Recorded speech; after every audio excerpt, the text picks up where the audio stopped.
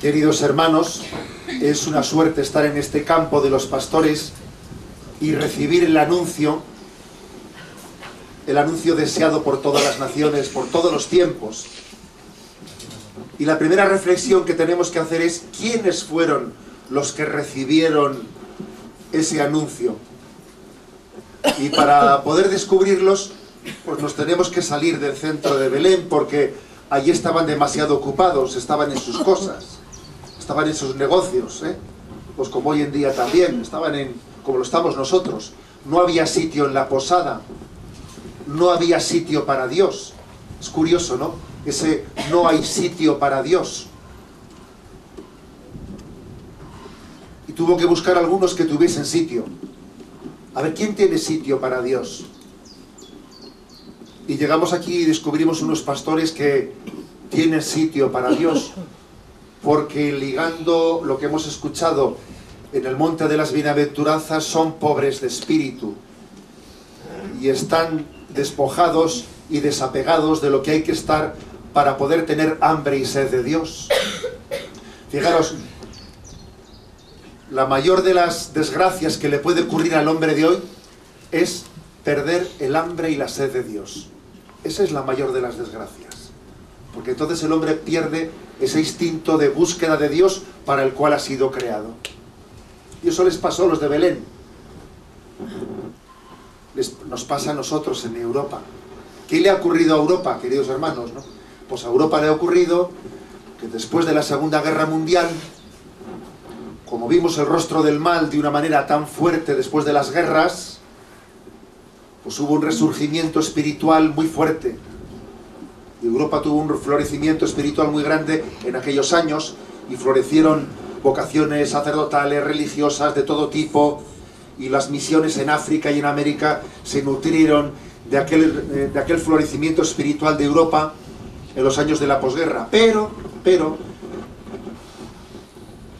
el tentador a veces se disfraza no de soldados romanos persiguiéndonos y lanzándonos a los leones, sino a veces el tentador se disfraza pues de consumismo, de vida fácil, de vida cómoda, de materialismo, y nos ha ido poco a poco robando el alma cristiana, hasta el punto de que no tengamos sitio para Dios. No tener sitio para Dios es perder el hambre y la sed de Dios, que es lo peor que le puede pasar a alguien, a un ser humano, que está hecho a imagen y semejanza de Dios y pierde ese instinto espiritual.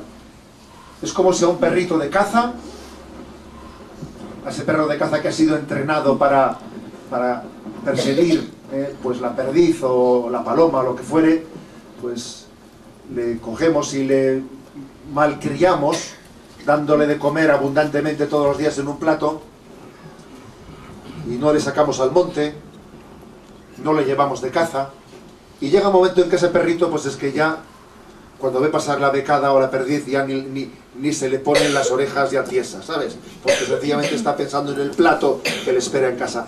Algo así nos ha pasado a nosotros, que hemos perdido el hambre y la sed de Dios. Y aquí recibimos un mensaje, y es que es necesario ser pobres de espíritu para poder tener hambre y sed de Dios. Es que igual nos sobran demasiadas cosas para poder tener hambre y sed de Él. Es que si tenemos el corazón lleno de falsos deseos, es muy difícil desear a Dios. Es como una esponja que necesita ser estrujada, exprimida del agua sucia, para poder tener capacidad de absorber el agua limpia. Aquí en estas cuevas de Belén, en este lugar de los pastores, recibimos una llamada a ser pobres de espíritu para poder acoger las llamadas de Dios. Nos sobran demasiadas cosas y nos falta la esencial. Ocurrió entonces, hace 2000 años, que el Señor no fue recibido por los suyos. Vino a los suyos y los suyos no le recibieron. Ojo que cantamos villancicos y hacemos una fiesta, pero ojo, ahí hay un drama. Nosotros hemos hecho una fiesta y bueno, y el Señor yo creo que gozará cuando nos ve cantar, pero aquí hay un drama. Vino a los suyos y los suyos no le recibieron. Y entonces el Señor ha buscado corazones selectos, no a los ojos de este mundo, desde luego selectos, corazones selectos que sí que esperasen el don de Dios. Y la pregunta es, ¿estoy yo entre ellos? ¿Estoy yo entre los que continúan, mantienen en medio del desierto, del materialismo de la vida, continúo manteniendo el hambre y la sed de Dios? Como busca la cierva corrientes de agua viva, así mi alma te busca a ti, Dios mío. ¿Tienes sed de Dios, del Dios vivo? ¿Cuándo entraré a ver el rostro de Dios? Estos pastores estaban realizando este salmo, tenían hambre y sed del Dios vivo.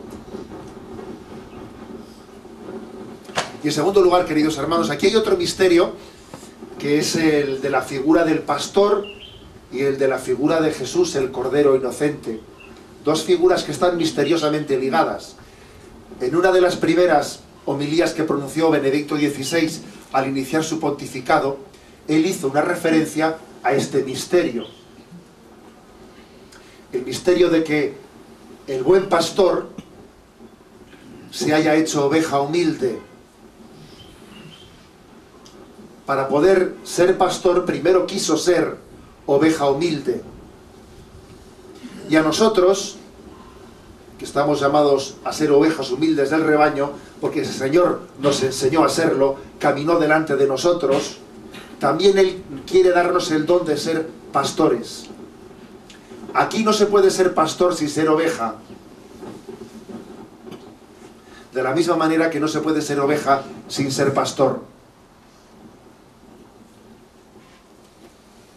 Y lo primero que se le pide a quien ha recibido el ministerio del pastoreo, que en primer lugar será el obispo, se le pide ser la oveja más humilde y dócil. Y nadie sabe mandar si no sabe obedecer. Y nadie sabe predicar si no sabe acoger la palabra. Pero es que pasa lo contrario también. Que nadie puede ser oveja humilde si en ello no va implícito la llamada a pastorear a sus hermanos. Pastorea a mis hermanos, le dijo el Señor a Pedro, y lo repetimos hoy de nuevo cuando comienza el cónclave de la Iglesia Católica para elegir a ese pastor que guíe la Iglesia. Eres oveja, pero pastorea a mis hermanos. Todos tenemos algo de pastor y todos tenemos algo de oveja. Ante Cristo todos somos ovejas humildes y fieles, debiéramos de serlo, y recibimos de Él la encomienda, el pastoreo de ser testigos suyos. Fijaros, aquellos humildes pastores se convirtieron en testigos del resucitado.